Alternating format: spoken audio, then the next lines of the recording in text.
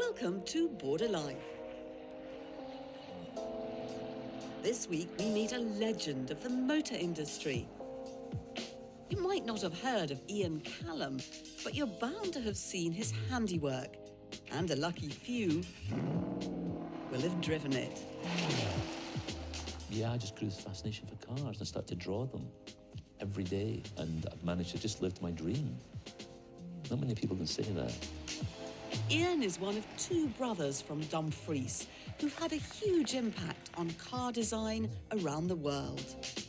He started out designing parts for everyday vehicles, but went on to create sports cars and supercars. And most recently has been spearheading a revolution on the roads. The car industry is going through change now. The next 10 years, we'll see more change than its 100 years of existence. I sat down with Ian to talk about his life in the fast lane.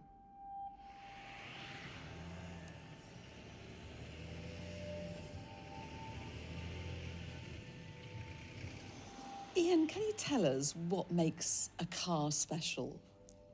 I think the first thing about a motor car for a lot of people is it's a notion of freedom.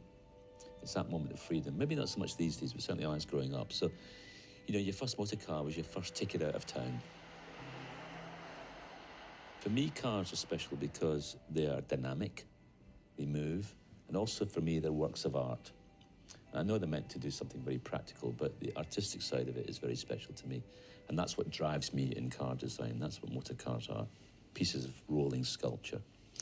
And actually, a motor car is very, very complicated. It's probably the most complicated object you will ever buy in your life.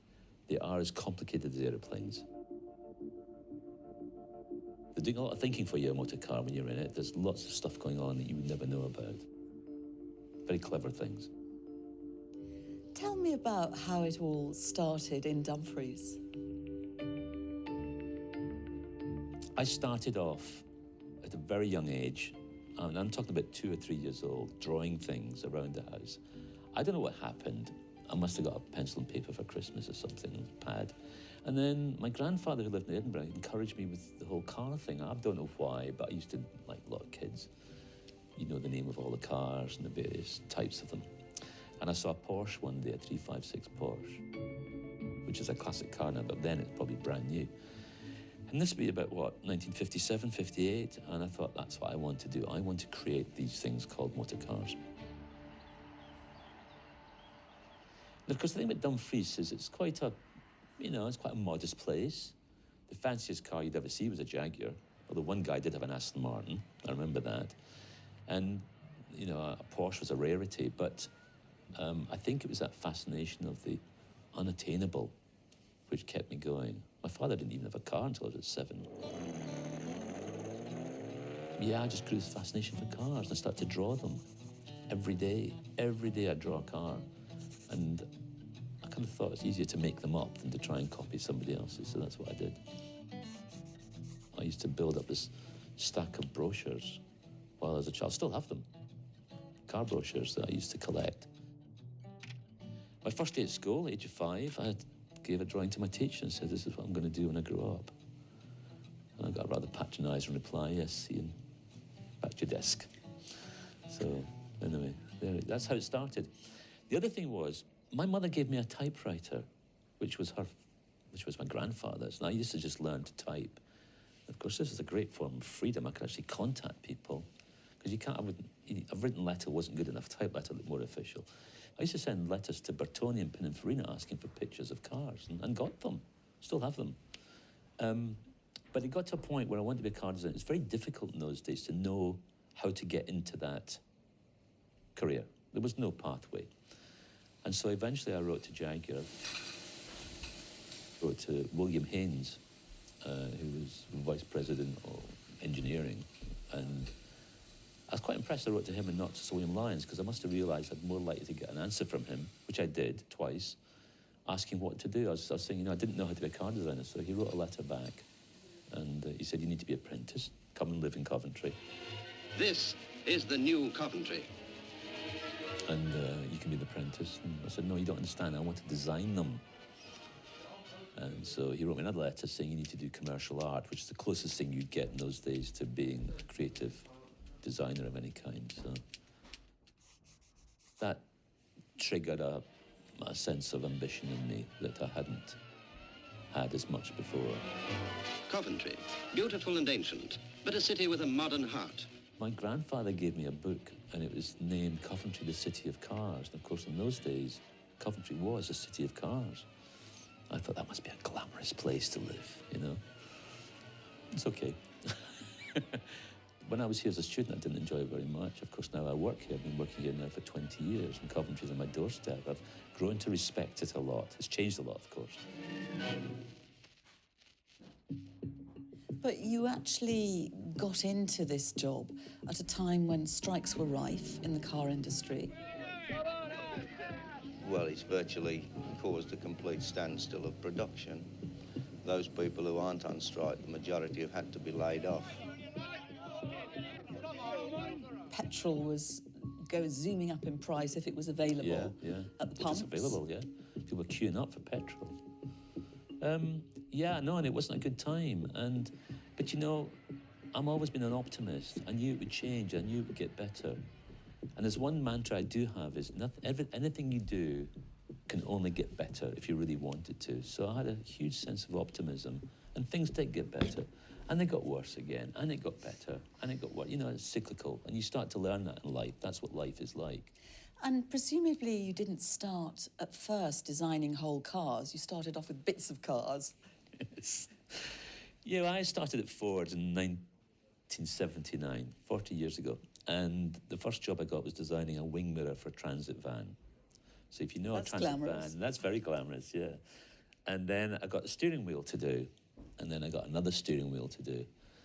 And another. And I never got that chance to design the car, which is what I always wanted to do, until I reached Ghia in Italy, Ghia Carrozzeria. And I was made the manager of that. And who happened to be working there but my brother. And we worked together, and we created some cars together. And it was a great time for me because I got to know him as a friend, and he still is, of course. And now he's vice president of design for Ford Motor Company. You couldn't get much grander than that. That's remarkable, isn't it? It Two is, senior car designers from one family in Dumfries. With no family history at all. But our whole bedroom, which she shared, was covered in car brochures. The ones I still have, we used to pin them in the wall. We used to take half the plaster out in the process. But we had great fun, and I finally got cars to do. But they were concept cars, you know, they weren't for the real world, they were just for shows and things. So I was still determined that one day I would get a chance to design a car, all by myself. And eventually it happened.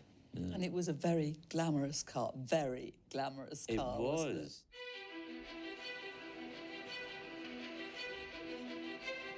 I was asked to set up a design studio, and the first project, major project we managed to attain was an Aston Martin, which became the DB7.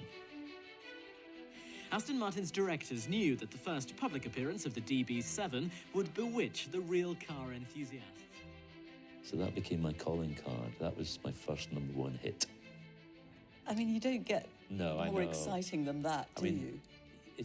I think back in it, it is unbelievable. And I was fully responsible for creating the shape and the look of this car. And I was terrified because I had never actually done this before on my own.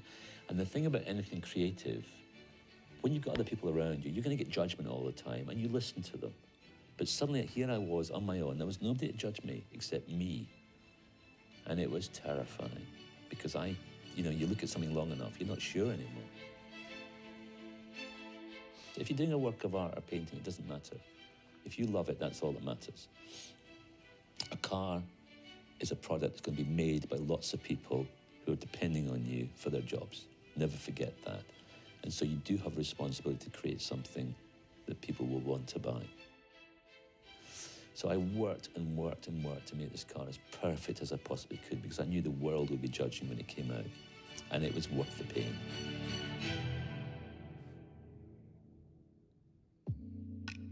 I have to say, it's a beautiful car. Yeah. And then I got the Vanquish to do, and then the DB9, and so I feel very privileged that I was party to something very significant in the history of that brand and that mark. For a lad from sleepy Dumfries, I know. that is some achievement. I think so, yeah. I don't, I sometimes look at my life and think it'd been written out before me and I was just playing it through because I've never asked for a job. They've asked you. They've They've always come asked to you. me, yes. And it's just, I think I've been very lucky. I've just lived my dream. Not many people can say that. I really have. And, I remember as a teenager, I'm going to come back into this town in a car I designed. That was Is that one what of you my thought? dreams. Yeah, absolutely. And then when I did the DB7, I drove it into Dumfries. And I pulled up the petrol station just at the 30-mile-an-hour limit and walked back and looked at it and I thought, yes, that was one of my moments. And I still have that moment. I cherish that moment. Still to come, motoring faces its biggest changes in over a century. And Ian is very much in the driving seat. If you're going to invest £1 billion in a new motor car, do you do it as a petrol car or do you do it as an electric car? That's a big decision to make.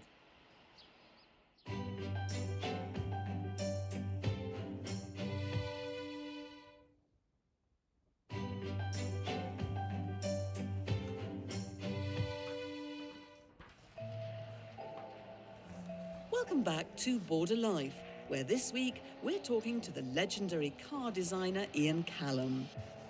A Dumfries lad, he's just announced his retirement as Jaguar's head of design, making it a good time to look back on 40 years of helping to shape what we drive. Tell me about going to Jaguar. It was a strange moment because actually I got offered the number 2 position. And then during that process, unfortunately, my predecessor, Jeffrey, died. And I got a phone call to say that he had died at quite a young age. And he said, so the job is yours, Ian. And I thought, oh no, really?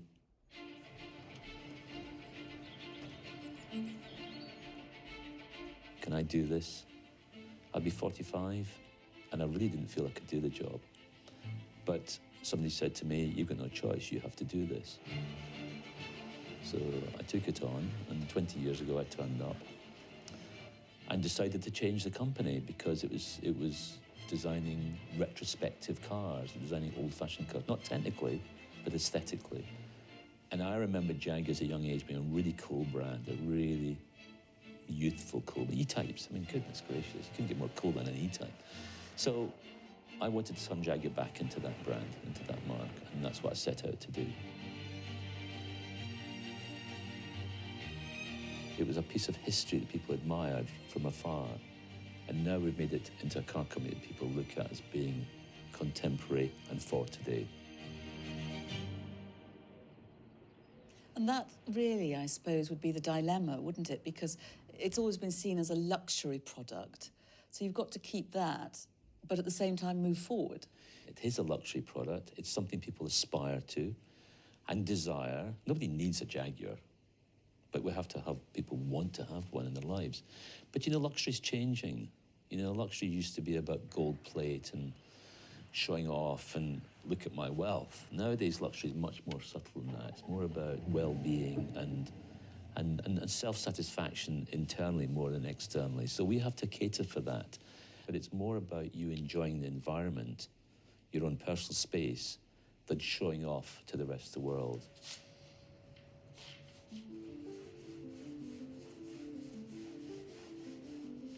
But, sometimes you change a favourite at your peril, don't you? You do, and I remember the hate mail. It wasn't that bad, but it was there, and people weren't comfortable with it, and some of my bosses weren't comfortable with it.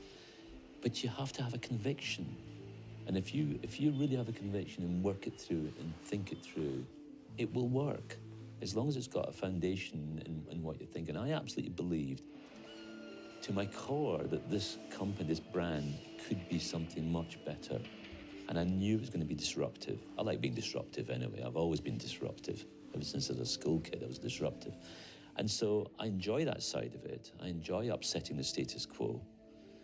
But you can't do it flippantly. You've got to do it with absolute conviction. And so, yes, you do it at your peril.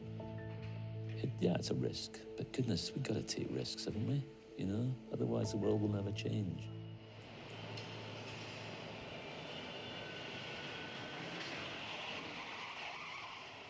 You are head of design here at the company.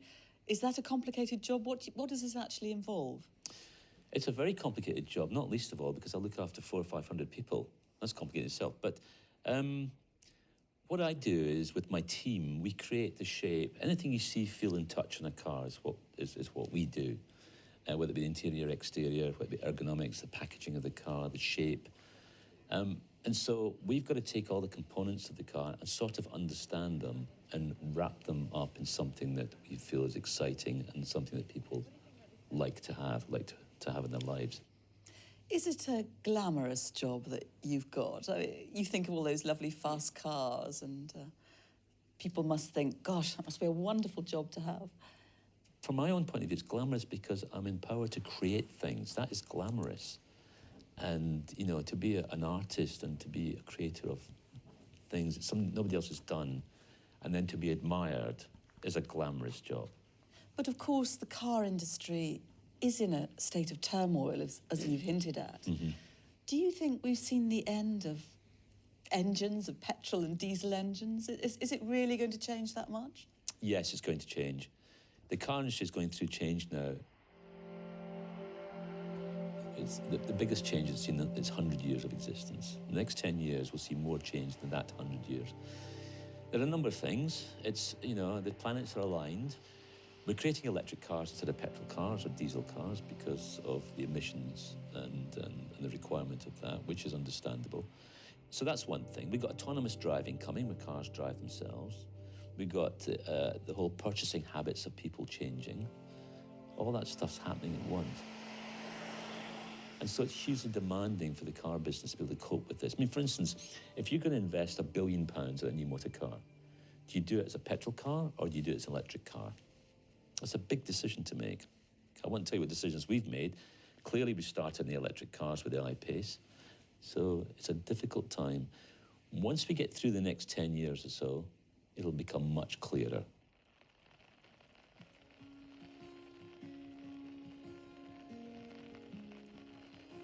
And this next 10 years is going to be a journey that you're not going to be on. Yeah, I'm going. I'm 65. It seems like a good time to go, natural time to go. I've done 20 years, and I've done what I intended to do, and that has changed the brand round to where it is today. I've done my job that I wanted to do. I now feel happy with myself. I can move on. And the probably most important thing, I want to get back to being utterly creative again. I want to get back to pencils and papers and make things the way that I always did when I was much younger. And are you just going to design cars in the future, or have you other things in mind? No, I want to design everything and anything that comes my way, but it has to be stuff that I enjoy. I will do some cars, probably more bespoke cars, you know, not mass-produced ones. I've done enough of those. I'd like to design, I love leather goods, I love bags, you know, whether it be suitcases or even handbags. I'd love to design bags. I might even design shoes one day, who knows? I want to do a watch, I'd like to do a boat. There's all these things, and I think once you're equipped to design a motor car, you can probably design just about anything, actually. And is there one vehicle that is particularly dear to your heart? Who's your favourite child? It's very difficult to say. I mean, I love the F-Type because it was a successor in so many ways to the E-Type Jaguar, which is a car that I would never, ever in my wildest dreams think I would design or be part of the design team that created a successor to the E-Type, but I was. And then there's the I-Pace, which is revolutionary. A lot of people said that's your greatest piece. It's just got World Car of the Year, European Car of the Year, World Design of the Year as well. You know, I must mention that. It's even got Scottish Car of the Year, which is most important. And it's getting accolades and awards like no other car has ever had. So I think I'm going to have to say the I-Pace.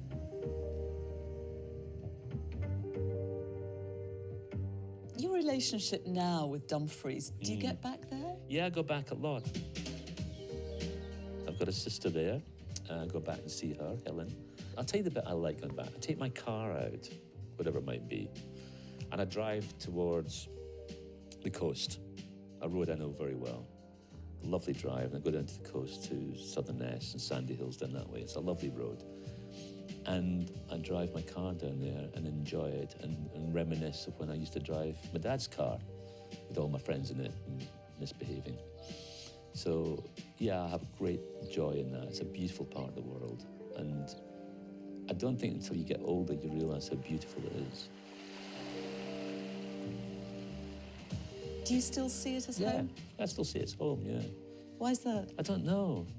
I think because I've travelled and moved so much in my life, it's the one sort of stable element that I always remember as being the place to go back to. It's still home, yeah.